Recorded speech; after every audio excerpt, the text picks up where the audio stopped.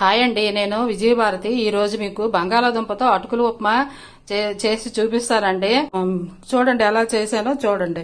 ఇప్పుడండి మనము కళాయి పెట్టుకొని అందులో కొద్దిగా నూనె వేసుకుంటామండి, కొద్దిగా జీలకర్ర వేసుకుంటామండి, తర్వాత కొద్దిగా ఆవాలు వేసుకుంటామండి.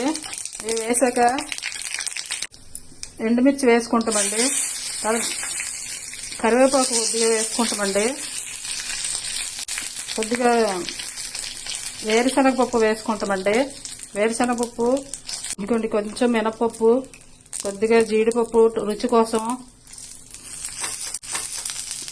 అన్నీ వేసుకొని బాగా కలుపుకుంటామండి. ఇవి బాగా వేగాలండి.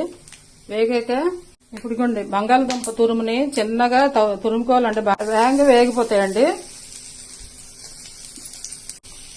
ఈ తురుమును వేసి బాగా వేపనివ్వాలండి. ఒక 5 minutes లో వేగిపోతాయండి. కొద్దిగా ఉప్పు వేస్తామండి, కొద్దిగా పసుపు వేసుకుంటామండి కలర్ కోసం.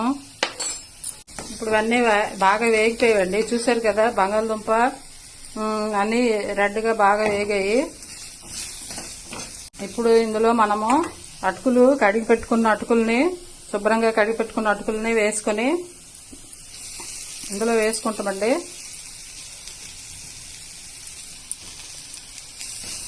వేసుకొని బాగా కలుపుకుంటామండి. 2 minutes ఇలా చేసుకొని బాగా కలుపుకొని ఇప్పుడు ప్లేట్లో సర్వ్ చేసుకోవాలండి. ఇలా సర్వ్ చేసుకోవాలండి. ప్లేట్లో సర్వ్ చేసుకొని బంగాళదుంప అటుకులు ఉప్మా రెడీ అండి. మీరు కూడా తినండి, ట్రై చేయండి, షేర్ చేయండి, లైక్ చేయండి. విజయభారతి.